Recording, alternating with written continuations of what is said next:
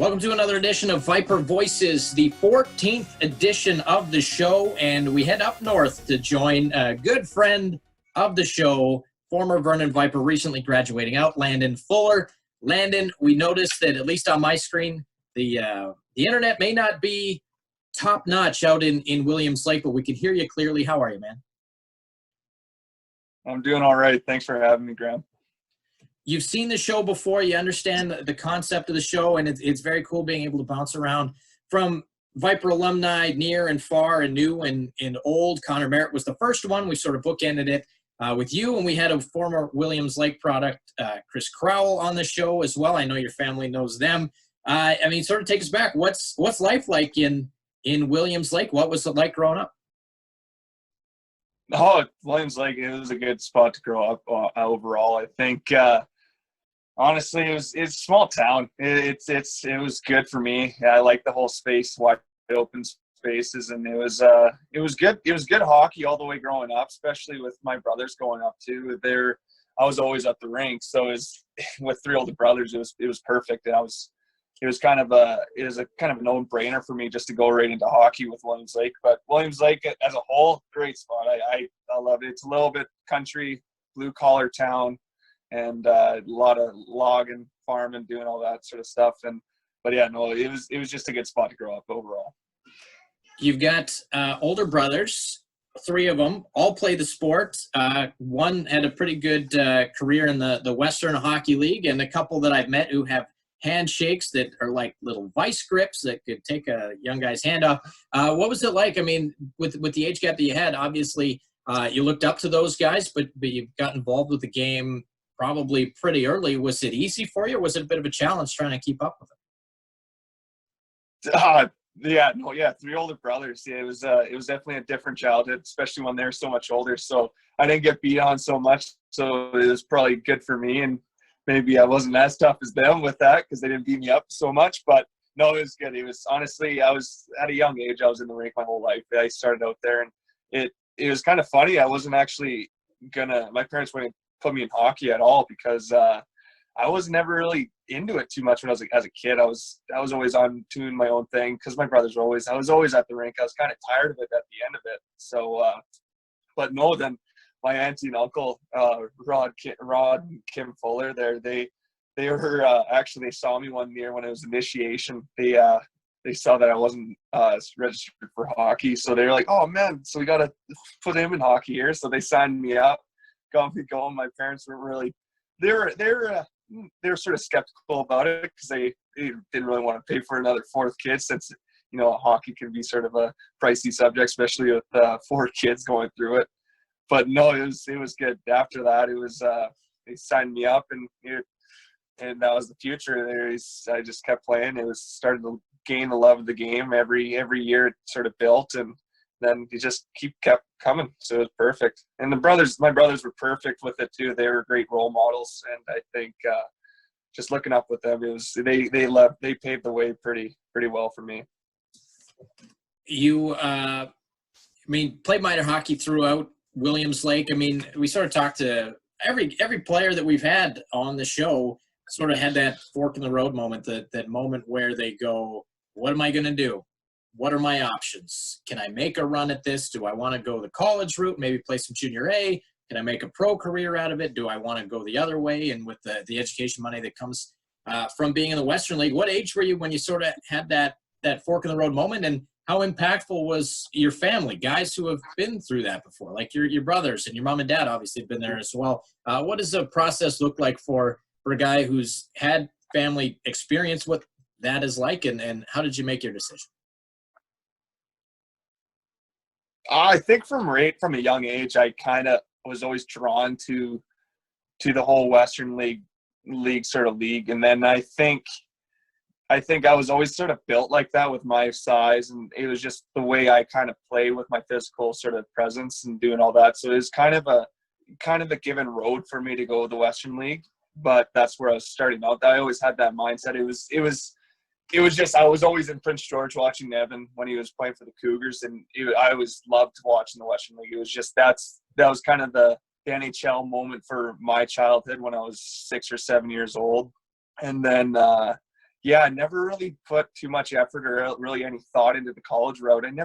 My brothers never did it. So my oldest brother, Tyler, he played in Williams Lake and Merritt also. So he was playing junior A, but he never went the college route. He went right to pro right after junior A. So there was no real knowledge in our family or anyone really in there was some like Chris Crowell, he went the college route and doing all that, but I never really asked any questions. I was kind of dead set right on the Western League. So that my mind was pretty decided at a young age. So, and then once I think at the fork in the road, I think when I was probably 14 Bantam draft, when I was going into that was when I kind of made the decision that, maybe I could actually make a run at this.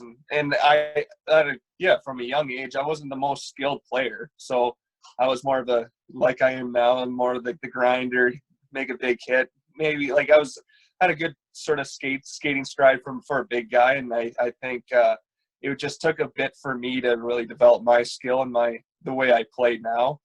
And it took a bit, but with everything you do, it's going to take time. So especially with a big guy, and I was always so big as a kid. So yeah, no, that's why I kind of made that decision to go to the Western League too. And it was just it was a weird journey, but it was a cool one though. Well, and interesting to note too, because the Viper fans will recognize you as a defenseman, but, sort of taking a look at whenever the Vipers would play, whatever team you happen to be on at the time, you were listed as a forward for some of it. You'd get some D action. I mean, when you sort of got into the junior B circuit, you played in 2015-16 with Sycamores. That's a small barn. Were you sort of still dabbling at forward, or were you sort of jumping back and forth wherever the coach needed you? Where did you feel your role was, specifically in that season where you had a cup of coffee with the Americans that year, but most of the season was spent in Sycamores?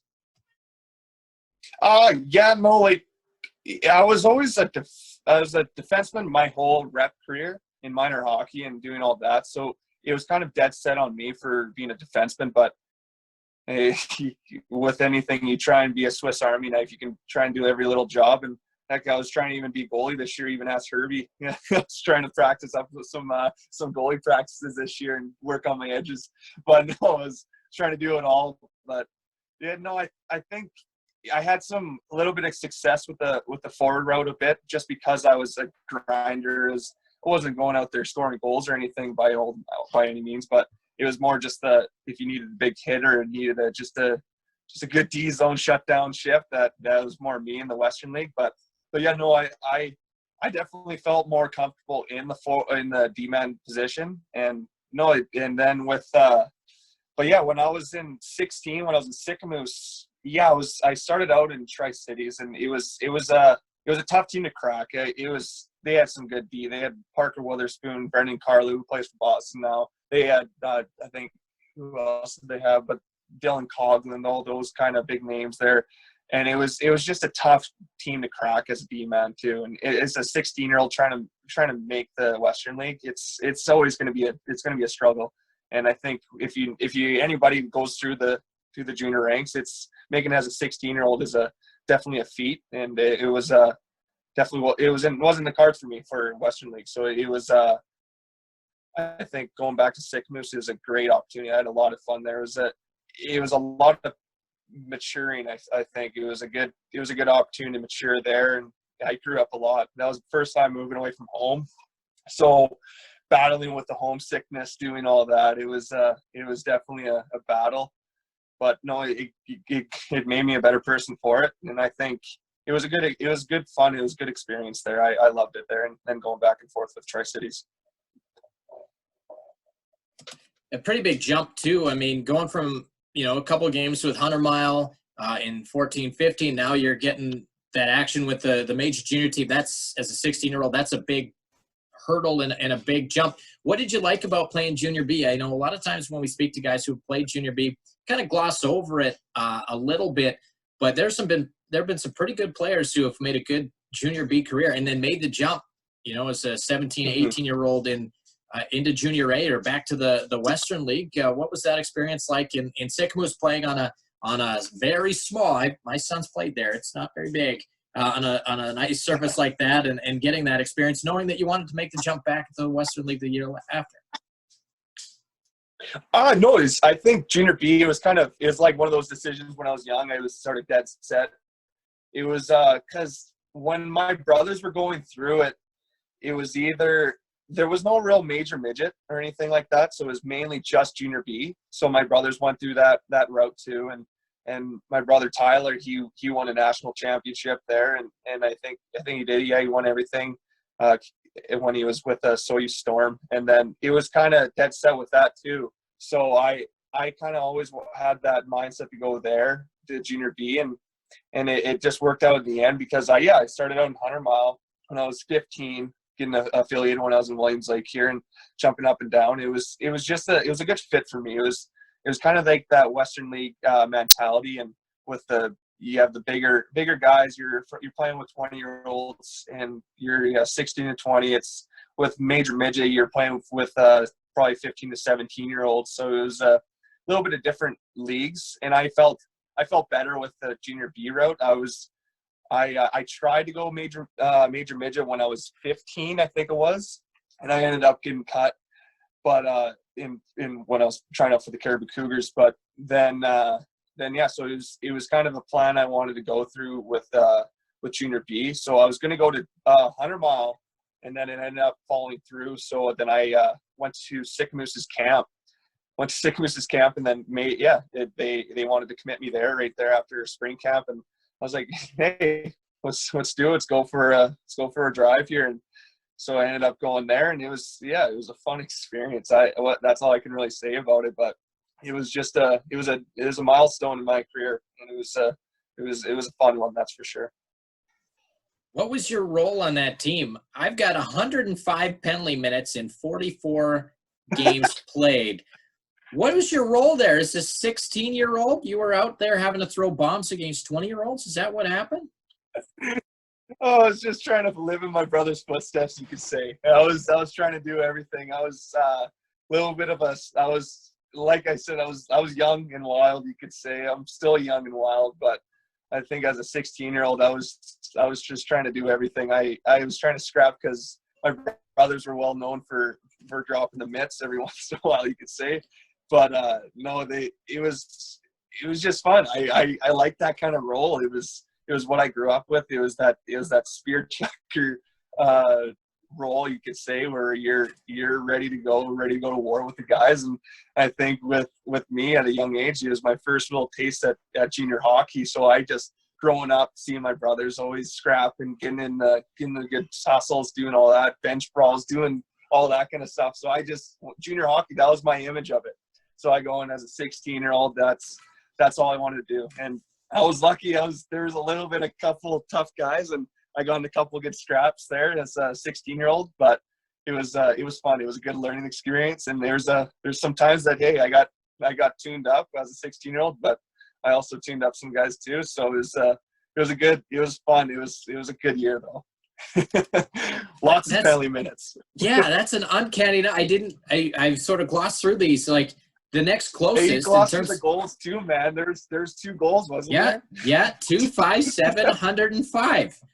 I mean, yeah, the next closest. That's a good ratio. The next closest in penalty minutes was this past season with 68. Like that's almost double. Yeah. That's astronomical. What was your mindset coming out of that? I mean, again, obviously with the goal being make the Western League, go back to Tri-Cities, make a run at it as a 17-year-old. Mm-hmm. What sort of experience did you have? Because again, we'll sort of gloss through it, and we talked about it during the season. By the way, if you're watching the internet in Williams Lake, mediocre to below average, which is why you can hear Landon talking. Sometimes you can't see him talking. So we apologize about the internet. But you go back to Tri-Cities, but this year you only have 6 games. You get a couple in the playoffs, and then you bounce around in the BCHL. What, as a young guy, I mean, that can't be an easy thing to go through. What was it like for you and what sort of happened in Tri-City early on in that season that sort of saw you bounce around a little bit? Yeah, it was again, it was in Tri-Cities. My mindset from right from 16, I just wanted to be with the Americans. It was my dream to make the Western League from a young age too. It was fun. I loved being there at the time, and it was good. But another year, it was tough to make the lineup for a defenseman, and I think that was when they introduced me as a forward too. That's where I made that sort of jump back and forth. But just because there was such strong D, there's some good D there, and yeah, no, it was it was just so tough to crack the lineup too. So we made the decision, me and Tri-Cities, we kind of made the decision to try and go back. I was going to go back actually to Sycamoose, and then I was sort of just testing the waters with Junior A, see what happened, if there was going to be any bites. And then there was a few. It was actually Vernon was one of the bites. Verner was trying to talk to me a bit. Then I think it was Salmon Arm was the one that really wanted me to come right to Salmon Arm to start playing.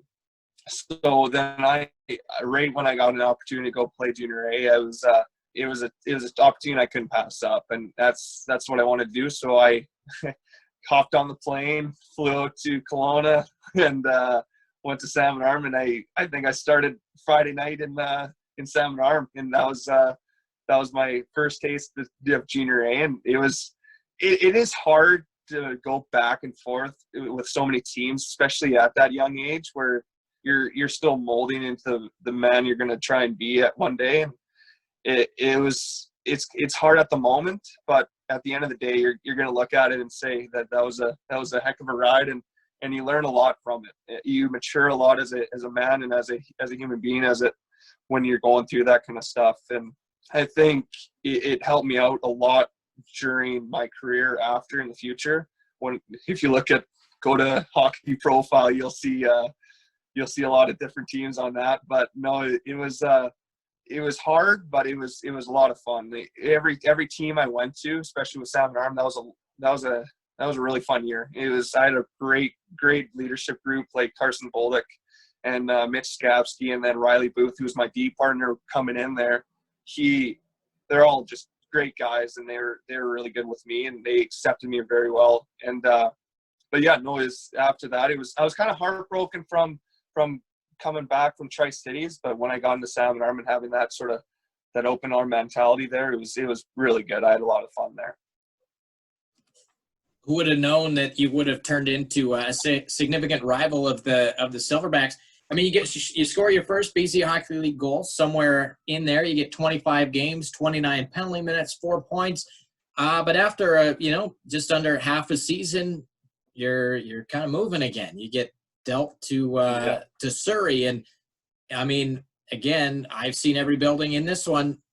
I mean, it's a different environment down there in the Lower Mainland. Like up here in the interior, it seems like you get bigger crowds, you get a full investment. Hockey's the big thing here. You grew up in Williams Lake, you know that. The Lower Mainland, you're competing with the Giants, the Canucks to draw people. Was it a bit of a different experience? And the Surrey Eagles that year, not very good. How do you sort of cope with that, and maybe walk us through the way you got dealt?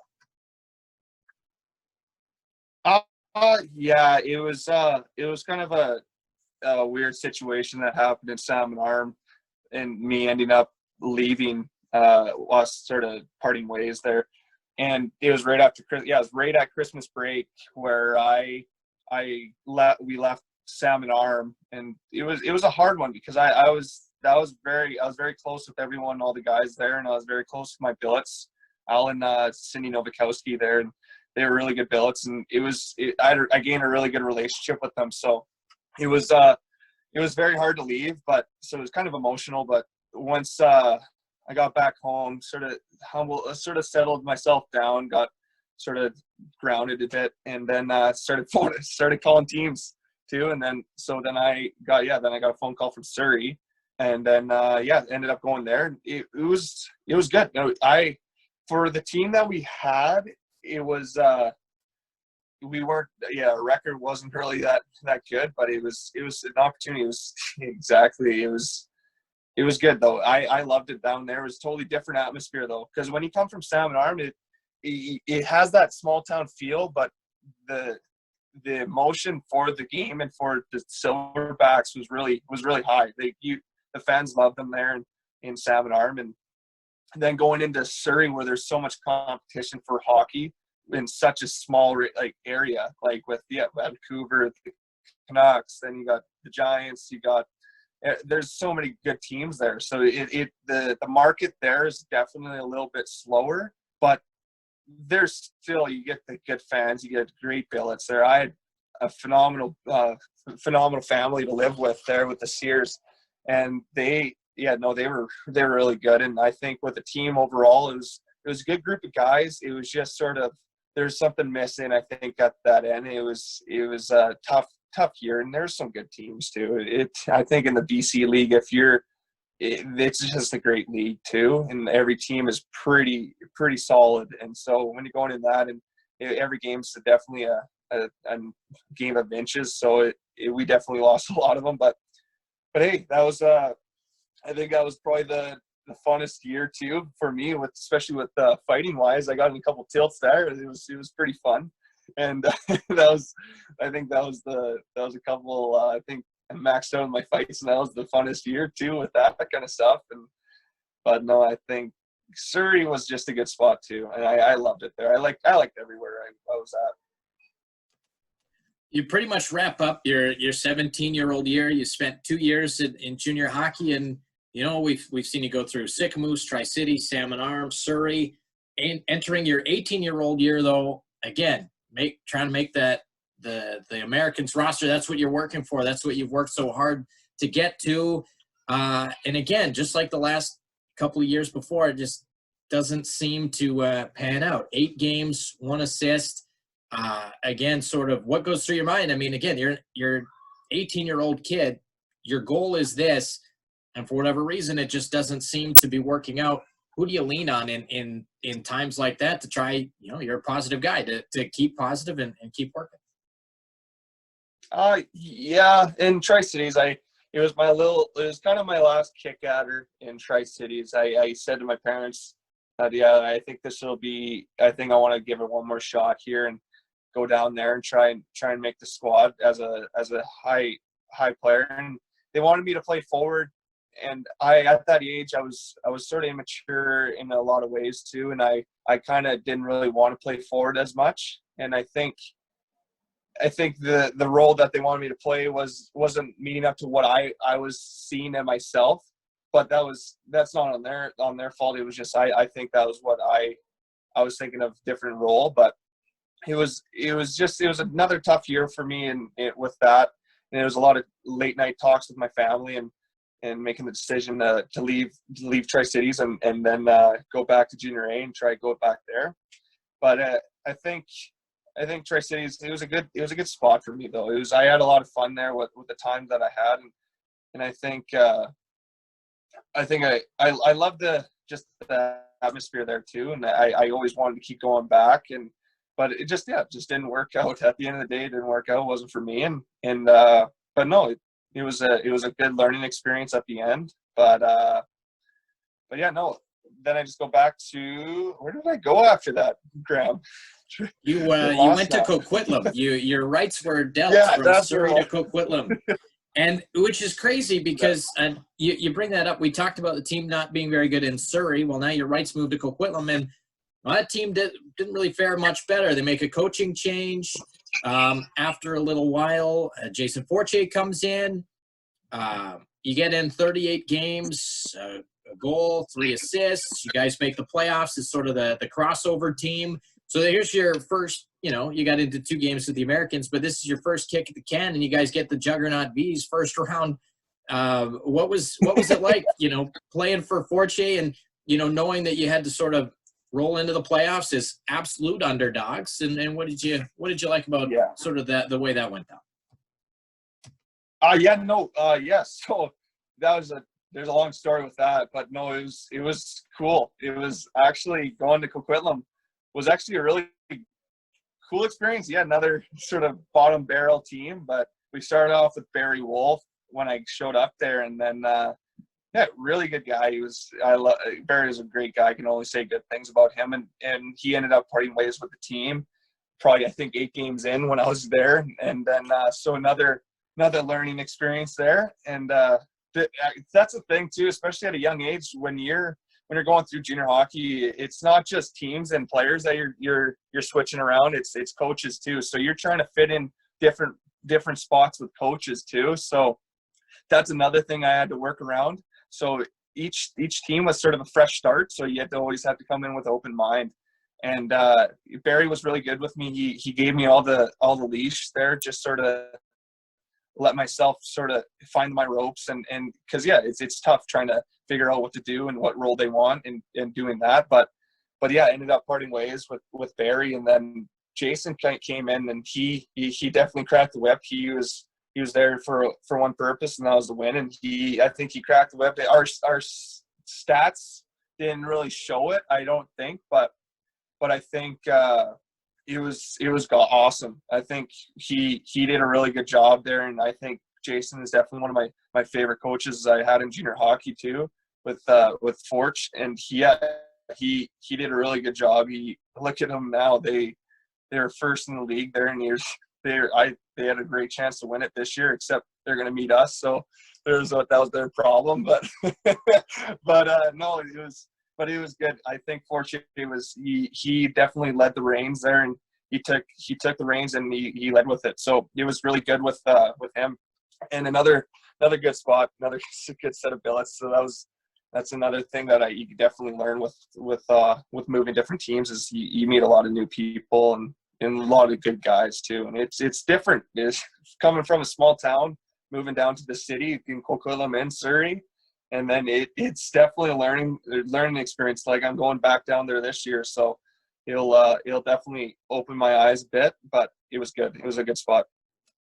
You know what's interesting? I have a funny story. Well, it's not really a funny story, but it's a story to share about the coaching change. The Vipers played the Express right around Christmas. I feel like it was before that. Yeah. And Jason Fortier was coaching by himself. There was nobody else on the bench. You guys rolled in a Cal Tire place and won, and then hit the bricks and left. Do you remember that? Oh, that's right. Yep.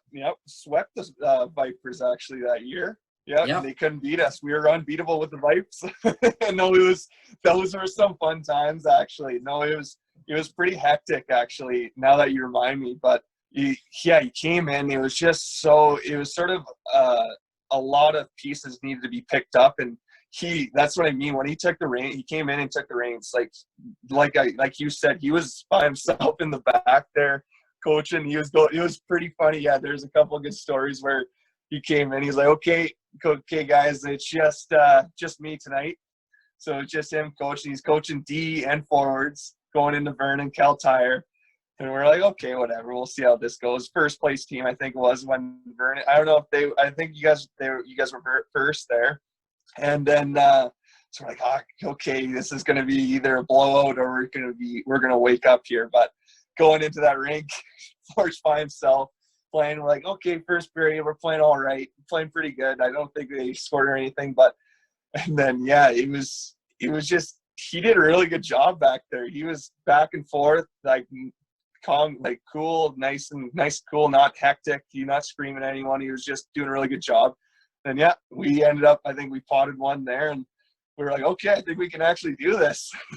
we came through, and we were leading, I think. And then I remember, I think it was the third period, our goalie came out to play the puck. I think it was the last 30 seconds. And he came out to play the puck, and he fumbled the puck, and it goes right to Jesse Lansdale. And he goes there and puts her home right for third period. So that was definitely a heartbreaker. But then, going to overtime, and we got, I think it was a pretty lucky one, but no, it was good. We were pretty pumped about that one. And going in, beating Vernon twice in 1 year, and first place team coming from a last place team. It was definitely a pretty morale boost right there. And I think Jason, he was pretty pumped. It was a good tire pump for Jason as well, just because he was a one-man show and behind us. That's one of the first times I've ever seen anything like that. You guys get Penticton in the first round, out in 4, but they were closer games than a 1 versus 8 seed could have been. And then again, you're going into your 19-year-old year, and it's been one of those things where, you've been on teams that haven't been all that successful. You've had 4 games in the postseason. Does that start to wear on you at all? And maybe walk us through the process of how you ended up in Vernon. Obviously, we know the way the story would go, and we're going to talk a little bit more about it. But, did you ever foresee the opportunity to become a Viper? And if, the end goal being what it was an appearance in the Fred Page. I mean, did you ever think that was going to happen the day you ended up in Vernon? No, I'll be honest with you. I never really thought that was really going to be a possibility for me.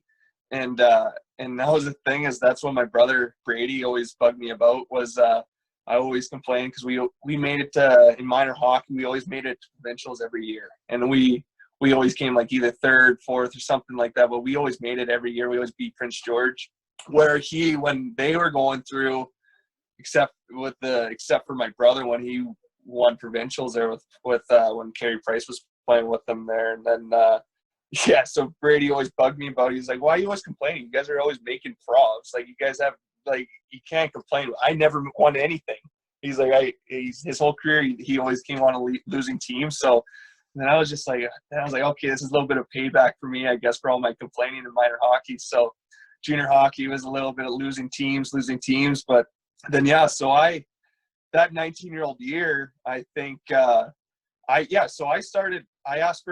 asked to leave Tri-Cities because I wanted one more kick at her, because I guess I didn't have enough as an 18-year-old for the Western League. So I got sent to Lethbridge.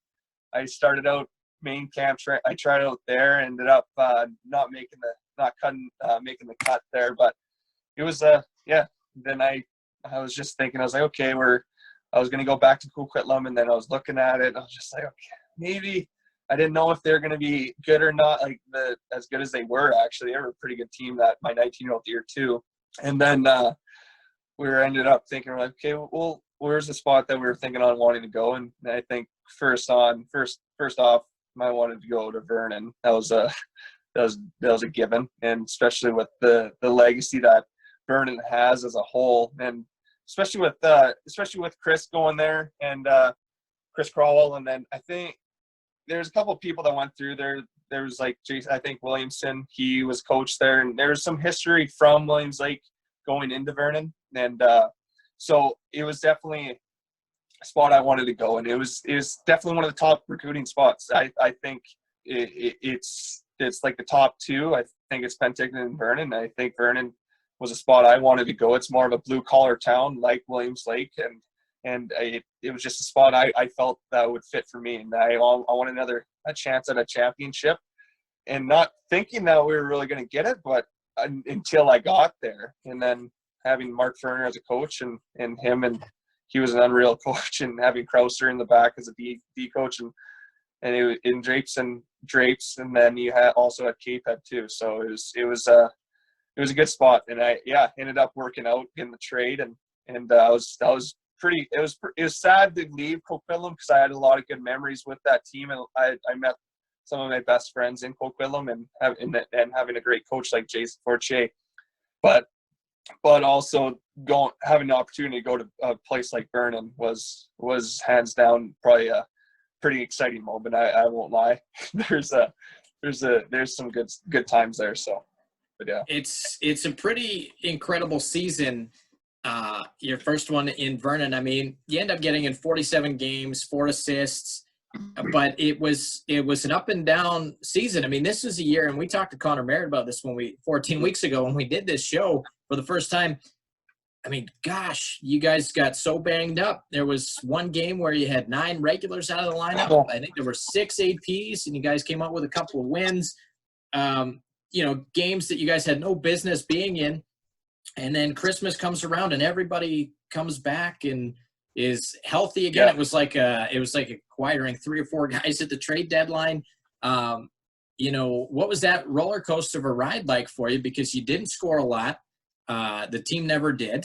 They didn't give up a lot either. And it was literally a lot of times just sort of trying to hang on as best you could. What do you remember about sort of trying to survive your way through it with guys like Jesse and Jagger and, many more out of the lineup at any given time. Oh, yeah. I know, yes. Like you said, like it was we definitely, you could say we earned it. We went through a lot of adversity that year, last year, and that was plenty of it. So going into Vernon, yeah, like when I walked in the rink there, you knew you had a lot of excitement because Jagger came back for one more year, Jesse came back, we had Carver Watson, we had Michael Young, unreal, and then you had who else did we have? We had a strong team. That was a thing for our roster. We had a really strong team, and we were battling. It was up and down. People were getting hurt. Jags was out. Jesse was getting suspended, and then it was just, there's a lot. Everything just sort of went wrong that year in a way in the regular season. But at the end of the day, that's what Fern sort of preached to us too, is that it doesn't matter. Everyone makes playoffs in this league except for one. And he's like, this is not the spot where we really need to shine. It's the playoffs, and honestly, he couldn't be more right, because when you're going through it, it sucks losing, sucks doing all that. But hey, we showed some adversity, and especially when we were out. I think that was at eight guys out in trail. We had a couple APs, and they came out with a W there, and that was a pretty big moment. I think that was a big turning point, and saying that. I think with that whole year too, with having Jesse and Jags out, it was a huge hole, and a lot of guys out, actually. There was, I think, Sanderson was out, and then there's a whole bunch of guys. I couldn't name all the guys, but there's a lot of holes to fill. And I think with a lot of guys, they stood up.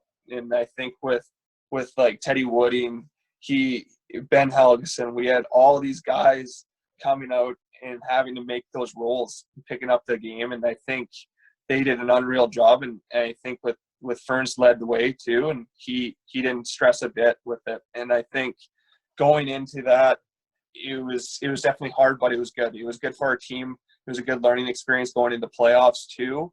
Then once that Christmas break came, and then we came back, I think we were all healthy at that time. And then we were ready to go. I think as soon as the drop of the puck, we were ready to go, and we were excited for that new year. And after that, it was sort of the history. The history shows that we did really good, and I think we had a mindset to going into playoffs too. And then going into playoffs, having Sam and Armin, what our record was to show with them was really good. And I think with Sam and Armin, it was just a good matchup for us. And it was for me personally, it was probably the most physical series. It was we beat them in 5. It was lost that first game in was it in Vernon or Seminar? I'm gonna cut you off because we're gonna get there in full detail. I have a loaded question for you about that series. Yeah. I want to go back a couple months before that playoff series. People don't know this, but I didn't even know this until it happened.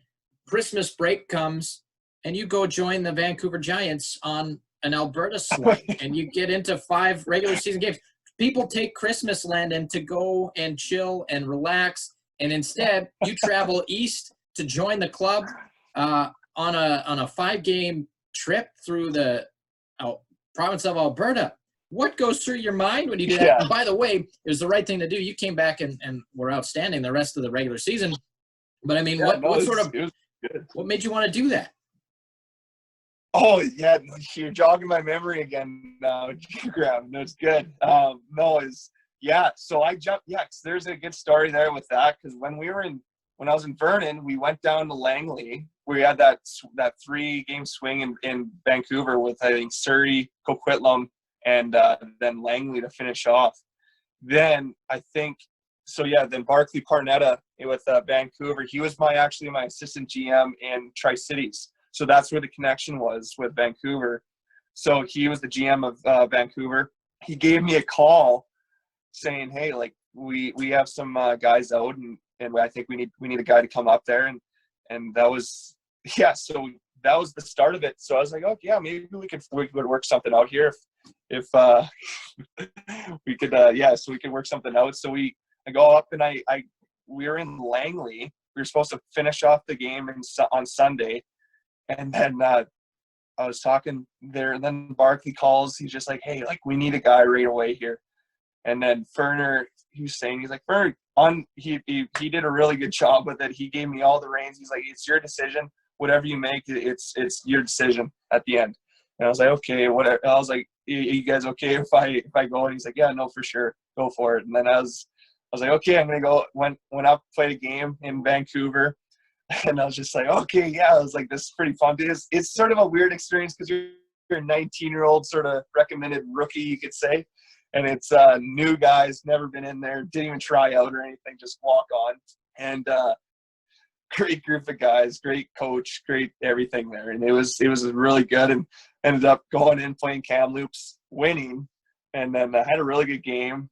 And then as soon as I get off the ice, I had to go text the boys from Vernon saying, hey, like, how did everything go? And saw that we won against Langley, and it was a good story. And I was like, okay, this is good. I'm happy. I didn't screw up anything or do anything like that. So we get back, and all the guys were like, okay, like, what's going on here? And then I was like, oh, I'm trying to get a ride back here. So I'm like, so I was texting John Glenn, and then I was texting Burner. I was like, okay, what the heck? Like, how am I getting back? They're like, okay, we'll just come pick you up. So this is right after the game. I'm sitting outside with my suit. Everyone's walking out. All the fans are all just pumped up from the game. I have my suit on, bag packed and everything, just herding Vipers. Everyone's like, well, what are you doing? Like, oh, I got to get picked up from my team here. Like, well, weren't you just on the ice? I was like, well, yeah, I was, but I was an affiliate. So all of a sudden, probably 45 minutes later, it's a tricky parking lot to get in there. So there's a little roundabout. So we're all of a sudden, like 45 minutes later, all the boys were passing by, like, hey, what are you doing? Like, oh, I'm waiting for the bus. And around that time, the bus starts pulling up, comes, picks me up, throw my bag in, and we're off back to Vernon. It was a good story, but sorry, I went off a little there. But then, I think Christmas break, we had a longer break. I think we had around 10 or something days, and then so we were actually, everyone was going home and all that. So I was sort of wondering, I was like, oh, what are they doing?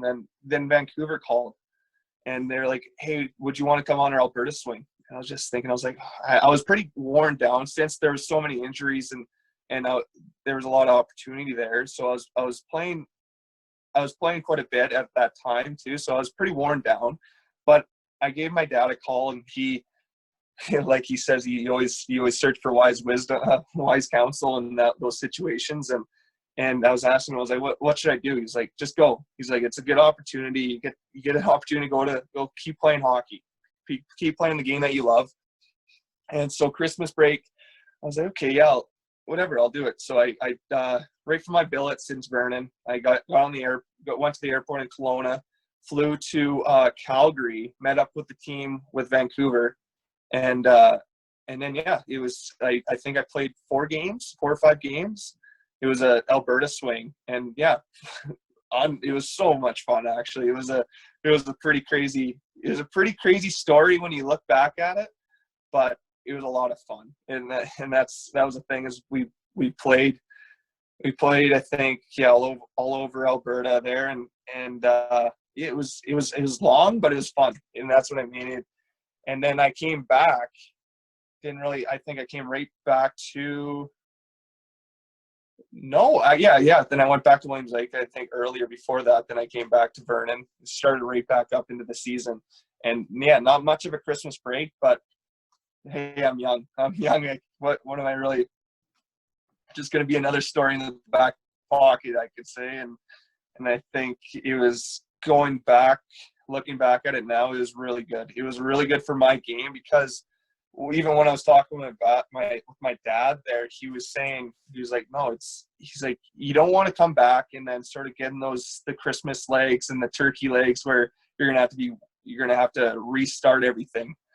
So where I went back, I was already full blown hockey mode still. And then when I came back, it was good. I just was ready to go. Let's talk about that first round of the playoffs. You guys sort of cruise, get a heck of a lot better. I think you guys hottest team in the BCHL coming out of Christmas, heading into the playoffs. Finish fourth. You get Salmon Arm. What a fun series that was. It, as you said, it ended in 5, but it felt like a 7-game series jammed into 5. But there's a big turning point in that series. You guys lose game 1. You talked about that. You're down in game 2. And you square off with a guy I think you'd squared off with before. I don't care what anybody says. I'm using my executive decision. It turned the series around. It really did.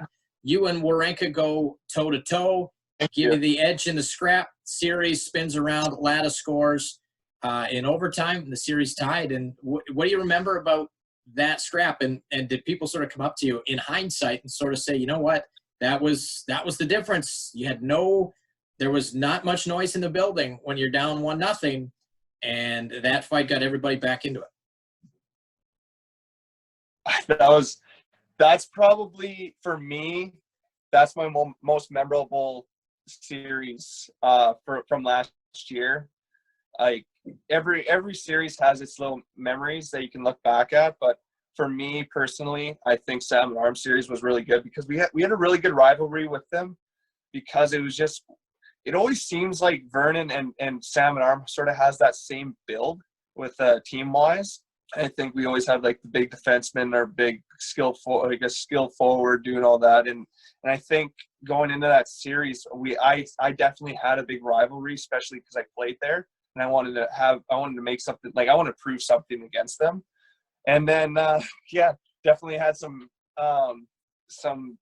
emotions there with Olsen Ranka that whole year. Well, he was definitely kind of a agitator, you could say, that whole year. And I tried to scrap him quite a few times. I think I jumped him one time there in Vernon, but but no, and then so it was such a rivalry. And then going into that, the guys were really, really excited for it. And I think especially the older guys like Lats and Jags and Jesse, I don't think they really ever lost to Salmon Arm, so they were very motivated to play them. And so we were going into there, and I was just ready for it. And I think after losing game 1, it was kind of like, oh, like this is like morale's kind of down a bit. So then we go into game 2 back at home. I think we're down. Yeah, we were down in the first, I think, and then we were down in the second there, and then midway through, and me and Rank were kind of looking back and forth. Like I thought he never really wanted to fight too much, and then he ended up, I think we were going down. Jagger had the puck. I was watching the video actually, and then like Jagger grabbed the puck, and then it was just going back into their zone, and then Olsen, he got off the bench or something like that, and he came up to me and was like, let's go. I was like, oh, okay. I was just waiting for that whole season. I was waiting for him to finally say, yeah, let's go, let's drop the gloves. So I was kind of probably wasn't really thinking he could say, but going into it, I was just pumped up that he wanted to scrap, and knowing me that from my past, I always wanted to keep going. I always just loved dropping the gloves every once in a while. It gets a little excitement, a little adrenaline rush. But so yeah, he said, let's go. And I was like, okay, drop the gloves, squared up, and it actually wasn't too bad of the barn too. Actually, it was pretty packed in there, and ended up, I did pretty good. We both did pretty good. He's a pretty tough kid too. So I have nothing bad to say about him after that. I have a lot of respect for him. He answered the call, and he did good. He tried to do it for his team, and I definitely want to do it for my team too. That's the first thing with my dad, was what they're always saying, especially with my brothers: don't fight for yourself, but fight for your team. Because you're gonna lose more fights if you're fighting for yourself and your own pride. And I think fighting there, that was doing well there, especially in home. Like, even I think Mayor's even told me this. He's like, yeah, I think a tie at home is definitely a win. So, and I think even it was just a good scrap, and then ended up doing pretty well. And the crowd was in it. The boys were going. They were pretty excited. And that's the best feeling in the world, is when your own teammates are pumped for you. And Jesse, I remember Jesse had given me a fist bump right after that fight. And then Casher and everyone all giving you a good high five or doing all that, and walking down the hallway and hearing Olsen Ranka yell at you saying, "Hey, good fight." So and actually, I think it was Chris Crowell's brother, Kevin, who's a ref. He was reffing that game too, so he was pretty jacked up too. And I was actually talking to him the other day.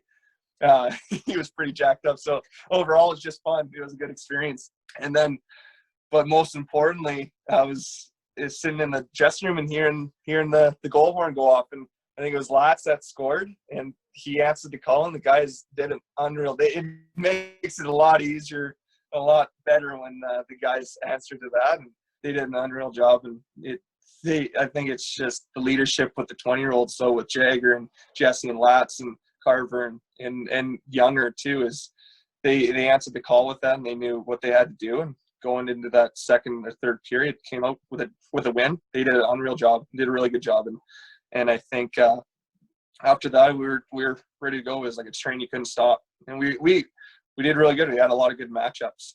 So, well, a couple of memorable things from the first two rounds of the playoffs. I mean, you end up winning in 5, triple overtime game. I don't know about you, but it was the longest game I've ever been a part of.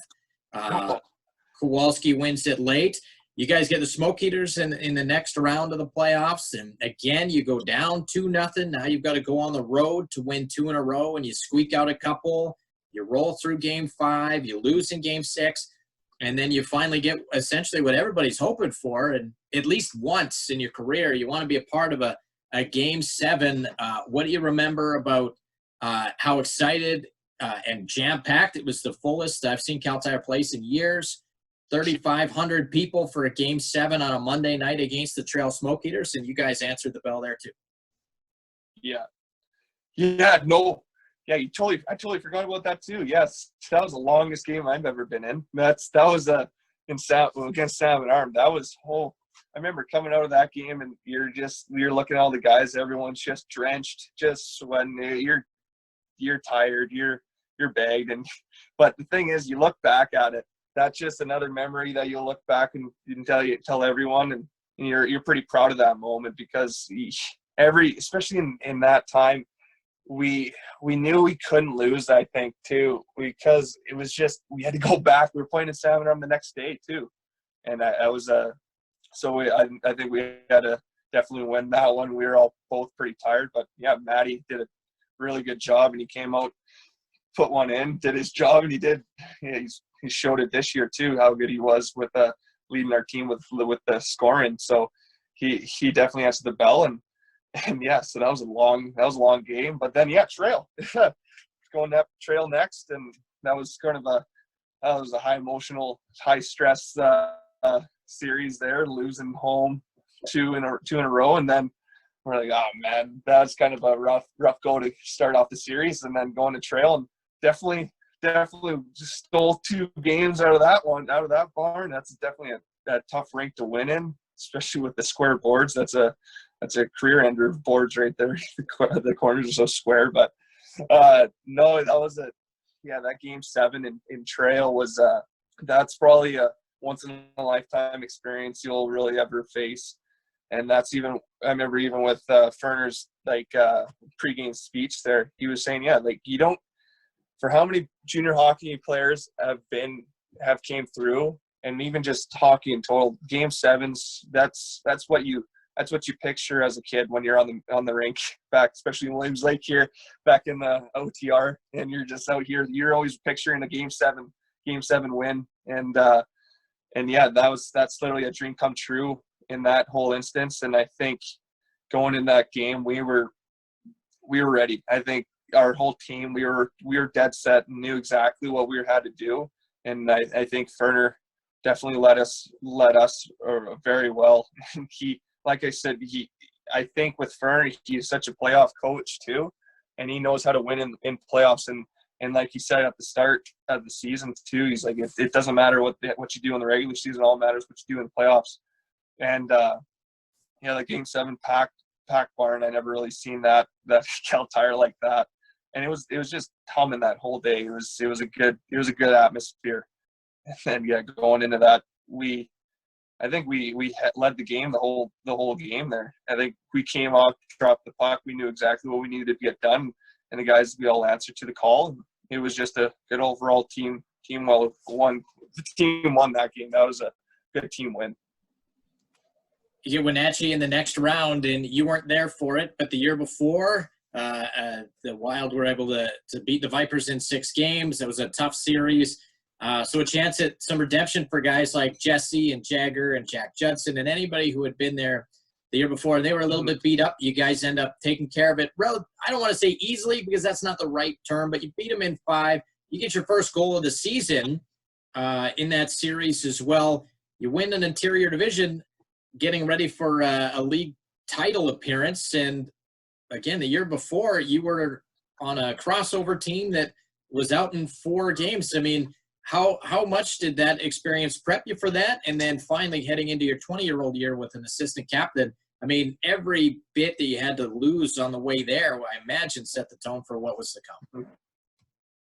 Yeah, no, I think even when I was 18, you knew what happened with Wenatchee and Vernon, just because you saw Vernon and how powerful and how good they were that year. Well, that was the year that everyone thought that they were going to win it, and I thought that, and that was in Coquitlam, and to see them go out and lose to Wenatchee, and Wenatchee, yeah, not to take anything away from Wenatchee that year, they were one heck of a team, but it was definitely a hard loss for them, or especially they lost a lot of good things there, but yeah, no, I think there's definitely a good rivalry there, especially going into that Wenatchee series. But I think with Wenatchee, they had it was our easier series, but it wasn't because of them. It was because they had a hard 2 rounds.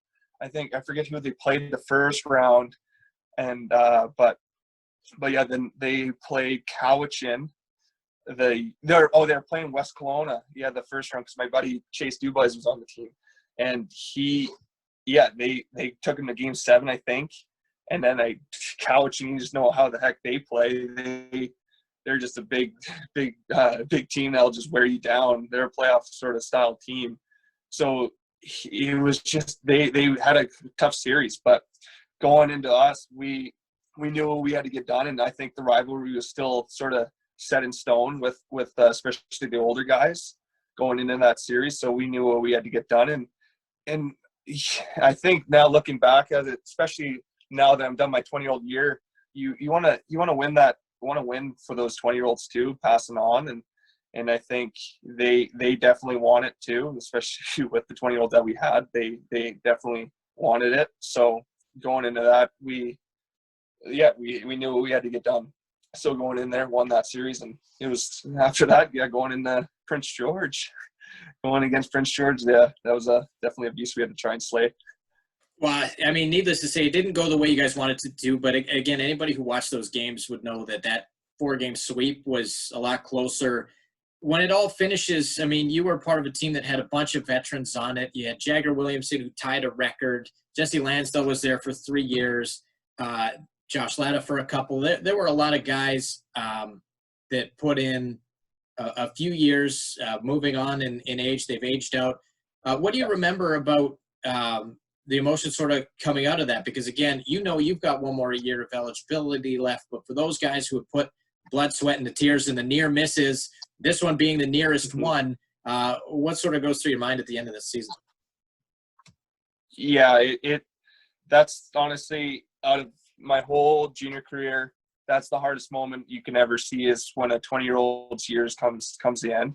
And because it's the funnest time I find in your life at that time is when you're in junior hockey, and then when you see that come to end, especially with losing 4 straight to Prince George, which was they were unbelievable. They were a great team. They definitely won every bit of that win, and you definitely want to win something, especially for those 20-year-olds, and of course for yourself, but I think you want to win that for the guys. But it wasn't in the cards, I guess, but it was just a good hard series. It was fun. It was kind of emotional. Yeah, I was suspended, I think, the first game there in Prince George, and then from the Wenatchee series. But then going into it, but hey, that's a once in a lifetime. Well, yeah, it's a once in a lifetime experience to really get into with the finals appearance. But it was a fun. It's just so cool to be in that experience there. But because everyone would die to be in that spot and take advantage of it and trying to play your heart out. And I think that's what we did. It was close games in majority anyways, and it was good hard fought games. But yeah, they came out the top team. And but yeah, it's definitely tough to see those 20-year-olds not win a championship their final year. But it was a lot of fun. That whole year it's something that I'll hold on for forever. You didn't really get a chance to settle in and enjoy it because you went and joined the Giants again right after. I mean, you made 2 appearances in league finals and in heartbreaking fashion, really, both times. You get in 3 playoff games for the Giants. They end up losing to Prince Albert in Game 7, if I'm not mistaken. I mean, I don't want you to necessarily draw parallels between the two because one, you've invested a heck of a lot more time, blood, sweat, and tears than the other. But what was that experience like for you to get into a couple of Western Hockey League playoff games and you'd end up meeting somebody who would be a teammate with you a few months later? No, yeah, that's what I mean. I was it was a once in a lifetime experience, but I was lucky enough to get it twice. So in 1 year, I don't think too many people really get to have that. And that was crazy. It was trying to, because there's so many blood, sweat, and tears you put into that year in Vernon, and then you have to almost switch that off early. Just you almost have that the morning time, you guess you could say, with after the year and with all the guys saying goodbye. A lot of the guys, that's probably the last time you'll ever see them. So to leave that suddenly was pretty hard for me, but at the end you got to flip on a switch. You're still in playoffs now. You got to have that mindset. And going into Vancouver, they were doing unreal. They were a good team last year, and I think going in there it was a little bit different. It was kind of weird because you went through all that battle with Vernon and you knew the emotions and what it took to get there, and then coming into Vancouver. And I wasn't there for that whole ride. It was a little weird, but like I said, Vancouver was an unbelievable spot where they came in with open arms, and I just walked in and they're just, okay, pat you on the back and let's get at her and let's go to war here. Because I think they were in Spokane. That was the finals, the semifinals there. I came in. So then I didn't stress for anything like that. So I was just practicing, doing a little conditioning skates to get my lungs back and everything. Because you had a week off, I think, after Vernon, and then going there. And so I was just getting to mesh with the guys there, and it was really good. They did pretty good against Spokane and won that, and then going in to play PA, that was it was crazy. It's just a totally different ball game in a way, just because there's definitely a jump with the Western League and Junior A, but it was just because there's sort of that starstruck moment you can have with the Western League, where it's definitely a lot more broadcast where everyone kind of knows. And I think going into PA, seeing all that and the emotions and the sort of just the electricity you could just feel in that whole series, just because it's a game. It's a finals there in the Western League, and it was cool. It was cool to be in there, and I was lucky enough to get dressed for a couple of those games and playing forward too. And I was mucking and grinding, doing my job, trying to do the best I could. So hopefully I did my job the best that I could, it was pretty cool to be like that. But it was just so lucky to be able to do that and to have two final appearances in 1 year. That's something that's sort of like a storybook sort of thing, but it would have been a full story if you actually had at least one first place after that or something. But no, it was pretty close. So we got to game 7 against in PA and lost in overtime. And to see the emotion, what they went through too, it was sort of that same feel with Vernon, where it was just, you had so much blood, sweat, and tears with the boys, and to see them lose in game 7 in overtime. And I wasn't playing at that time. I was dressing for warm up, just doing my thing, cruising the red line, having fun, just trying to do my job in a little way. But it was good. But just to see that, it was pretty cool, and that's something I'll hold on. And something, it was pretty funny too, actually. A funny story was that when I was with Vancouver, when my brother Evan, when he was in Prince George, he actually lost to Vancouver when they won the Memorial Cup that one year. I think in 06, I think it was, or 07. He was in Prince George. They lost in the interior, or I forget which finals. It was semifinals. So they're always the arch nemesis. We always just hated the Vancouver Giants. They're the ones that knocked out my brother from going to the finals. Then to end up on that team and going into the finals was definitely a little rub in the face to Evan when showing that trophy in the semifinals. But it was pretty cool. I think just that whole year was just, you don't take the full effect of it. You have to look back and just sort of, you don't appreciate it enough when you're in the moment. But it was pretty cool now when I look back. After that, I mean, boy, 2 appearances in league finals. You come back as a 20-year-old. You're an assistant captain, new coach in Vernon. Connor Merritt, though, a familiar face, is named captain. You've got a pretty solid leadership group there. And I mean, I don't think I'm out of turn saying it was a pretty up and down season overall. But you finished with 30 wins, which is pretty good. And you yourself have a breakout offensive season. And I incidentally – You weren't expecting that one, Graham. Incidentally made focus on that a couple of times where, you may have scored when I wasn't expecting it. But overall, I mean, it seemed like, despite the inconsistencies, the team still finished right in the middle of the pack of the division. But, I mean, walk us through, briefly what the regular season was like, how you guys were dealing with the ups and downs, because when you were on, you were as better than anybody, and when you were off, it was the opposite. And then in the playoffs, I mean, my goodness, you dispatch of Wenatchee in 5 games.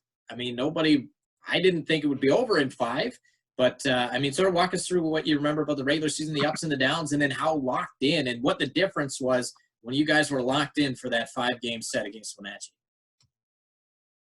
Yeah, no, I think coming in as a 20-year-old, it was definitely something there's a lot of learning experiences in that year, especially coming in. I was never an A or a captain. I wasn't minor hockey, but I don't really count that.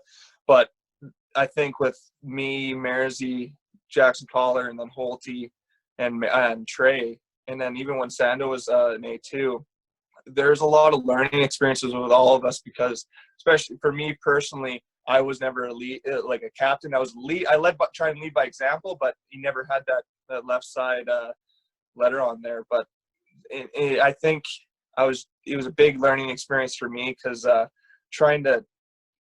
when you're a leader, you don't try and change anything that you do, because that's the reason why you were an A. You got named an A or as captain, was because you don't change what you are and what your personality. Don't try and change that because of an A or something on your jersey. It doesn't mean anything. You lead by example.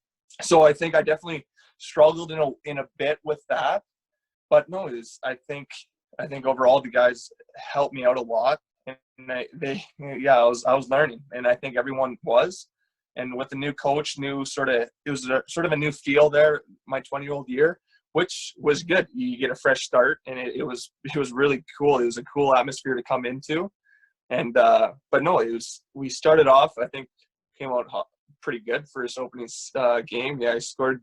Thanks for not letting me know about that, but it's pretty funny. But no, it was really good. The guys did a really good job, and Mersey was a really good captain. He led by example, and he did what he had to do, and I think he he learned a lot from Jagger in the years prior, and I think he did a really good job. And same with me with Jagger and Jesse and all the guys that I've had with the multiple teams I've been on. I try and take a little piece of everything that I took from them. But I think overall that whole year was kind of, it was up and down. But at the end of the year, you kind of have that mindset. Well, even what Fern said the year prior is like, it doesn't matter what you say, what you do in the regular season. It's all about what you do in the playoffs. And I think going into playoffs that year, it was cool. I think we had our stretches though this year with like good games and bad games, but I think it was just up and down. But we were just trying to find our stride. But once playoffs came, I think we found our stride, and I think everyone's mind sort of just clicked. And I think we came into Wenatchee, we knew what we had to do, and I think every guy, especially, everybody played their role and played their position. D played shutdown, moved the puck quick, right up to the fours, right up to the wingers, did their job, and I think everyone took it personally what their role was, and didn't matter if you're a first line guy, fourth line guy, they knew exactly what they had to do. And I have to give it to every single one of those guys that I played with my 20-year-old year. They made my 20-year-old year probably one of my best years too. Like every single guy in that room was definitely a guy that I wanted to call and catch up with after this, because it was a fun year, my 20-year-old year. There's a lot of ups and downs, but that's just another story.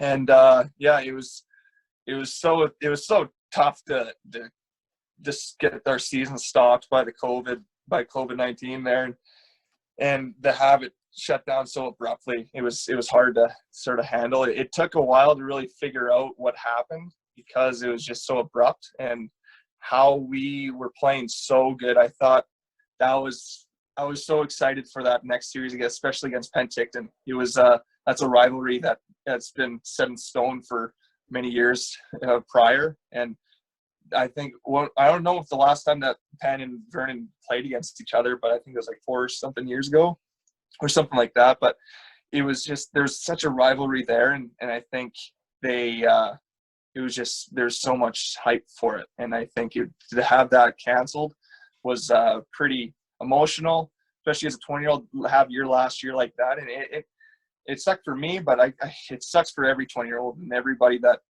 had to go through that. And not even just for me. I know that it's just a game at the end, and I'm more just it's not that bad for me because it's just a game, but for everyone that got affected by it. But at the end of the day, you got to safety first, and I think they didn't know what the heck what was going to happen with this COVID, so I think they made the best decision that they made at that time. And it's pretty, I mean, you can correct me on the timeline, but you finish up with Wenatchee like on a Saturday. You're preparing all week for Penticton. You're ready to go. Thursday hits, season's over. It's done. There's nothing left. And then Friday, pretty much everybody's gone. I mean, you're a 20-year-old. There were other guys. There were 19-year-olds who were heading to college the next year. I mean, sort of take us through that. Like, how did you get the news? Because again, this is something that's absolutely unprecedented. Seasons don't just stop. Anywhere in any sport, but this shut down everything. Take us in there. As disappointed as we were and fans were to see your junior career end on something completely out of your hand. You didn't even get a chance to lose or win your way through. It was taken away. What sort of things? What was said to you guys as it wrapped up? Hey, you can say that we won it because we didn't lose our last game. So it's, hey, which way you want to look at it? But no, it was, so going into that, we beat Wenatchee, which was really, it was awesome because, we played so good. I think that was we were playing our best hockey. I don't think we had an off night that whole five-game series that we played. 7-game, but we played 5. But I think we were pumped up for that. Then we were seeing what's going on, just getting prepared, having everything ready, and just treating it like any other series that you do. That maybe a little bit more because it was against Penticton, but we're getting all set up. We were having our I think it was our pre-series part, like team, not team party, like team dinner at I think it was at Jack's house there, and we're sitting on the couch and we're watching I think Sports Center, and that's when the NHL announced that they were canceling their season, not canceling their season, they were postponing it. And I don't know if it was that or the NBA or something. It was just sports was sort of dying off, and we're all wondering, like, no, like it's not going to be us. It's not going to be us because we're BC. It's not bad here.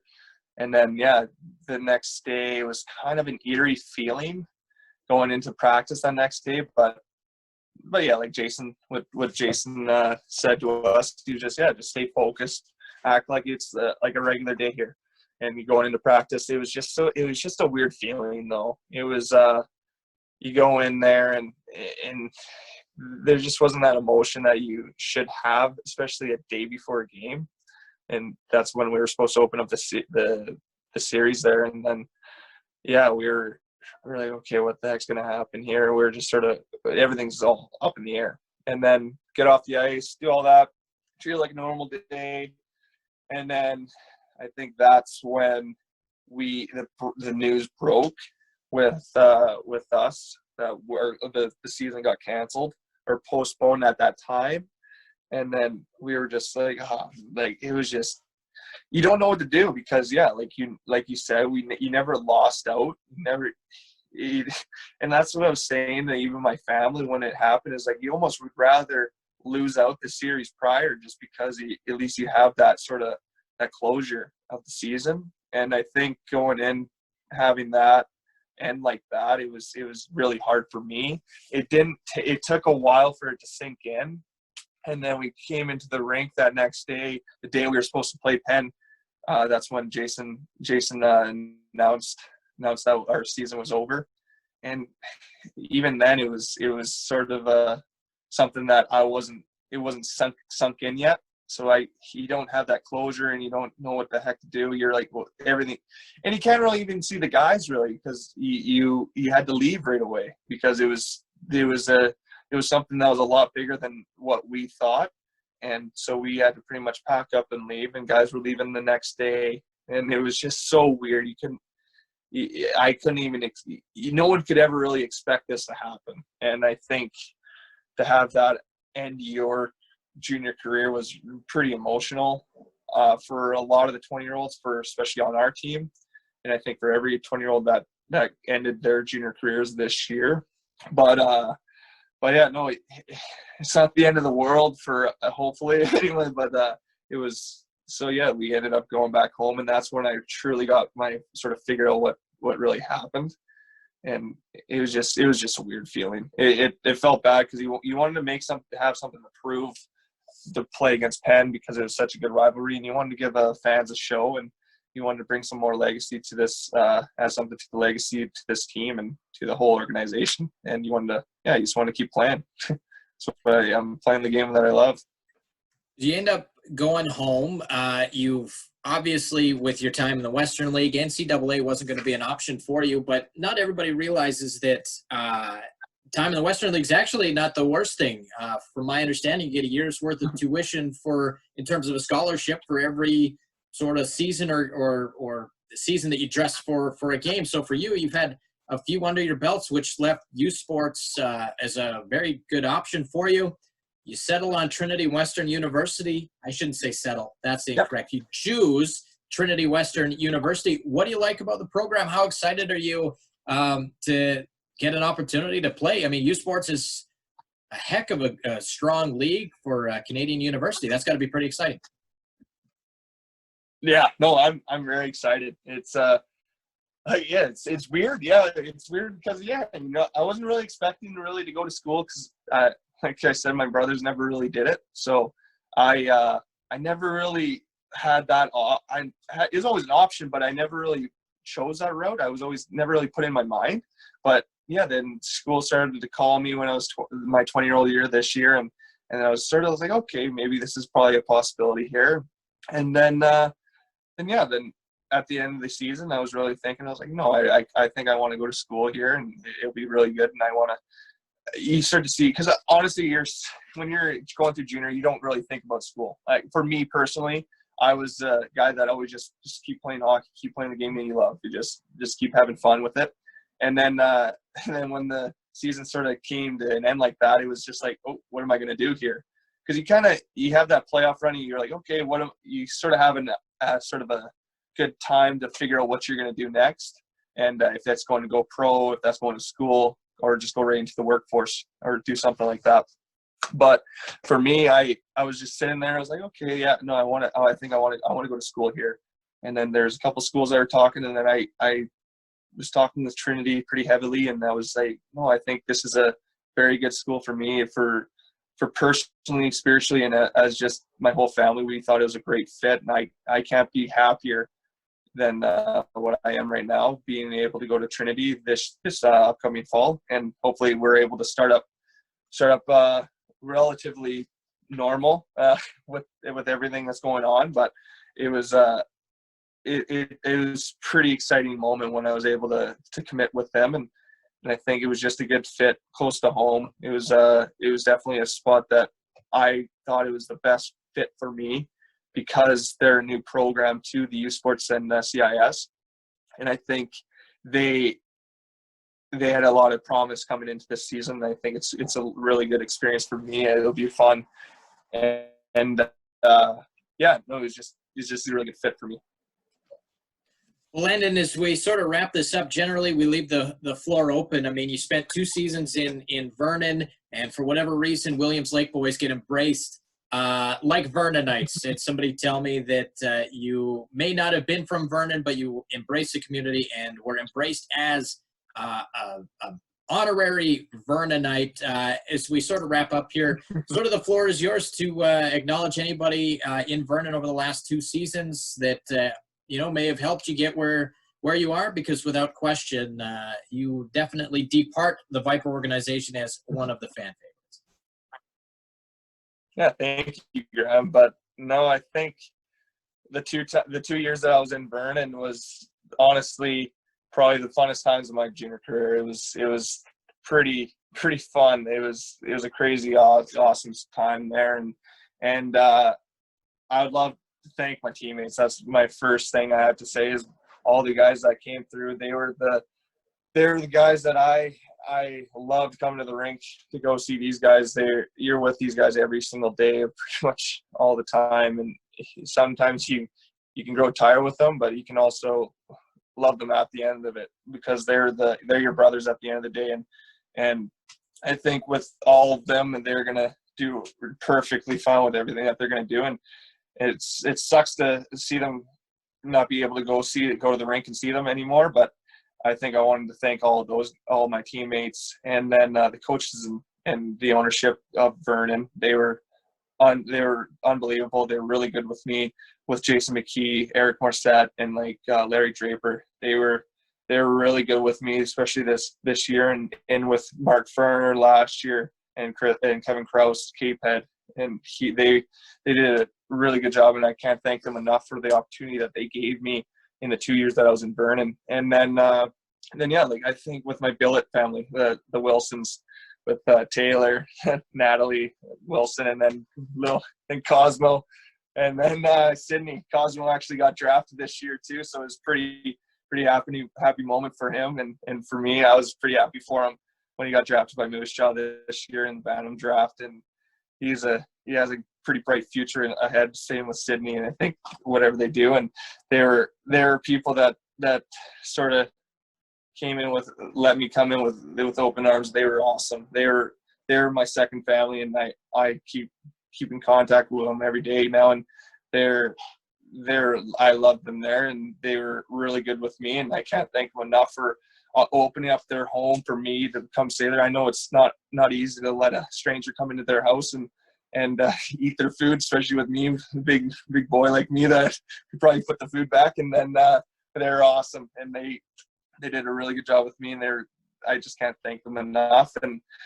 And with the community of Vernon, it was awesome. I really enjoyed getting involved with the community there, and they were probably some of the best fans I've ever had for my junior hockey career. And I think all the super fans were there every day, every game, doing all that, cheering for us, always being the loudest fans in BCHL, being the best fans in the BCHL, and even having like Mikey coming to practices every day. He was our best man, he was one of our best fans for sure, and I'm definitely gonna miss all those guys up in the stands and seeing all the people there. And I think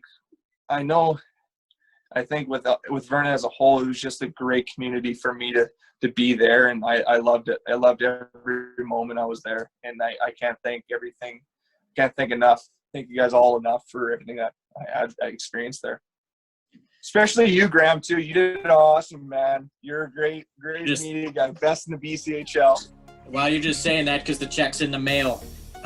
Landon, we really appreciate the time here. Have a great time at university, and I'll make sure we touch base again. Thank you so much for being on the show. Awesome. Thank you very much for having me.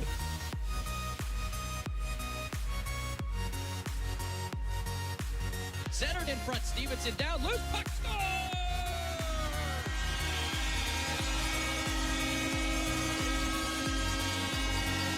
Landon Fuller. McDonald steps in, sends one to the blue line. It was bouncing. Fuller knocks it down, takes a wrist shot to the goal. He scores!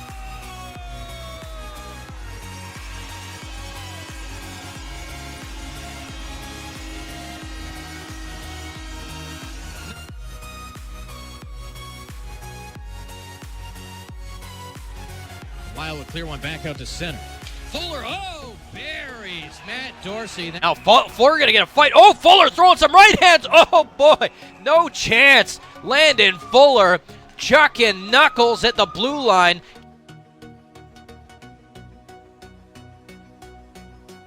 Directly led to a turnover. Here's Holt, Merritt, McDonald up front now with Fuller and Donahoe on the blue line. Holt to win it cleanly. Fuller at the right point, puts it towards the goal. He scores!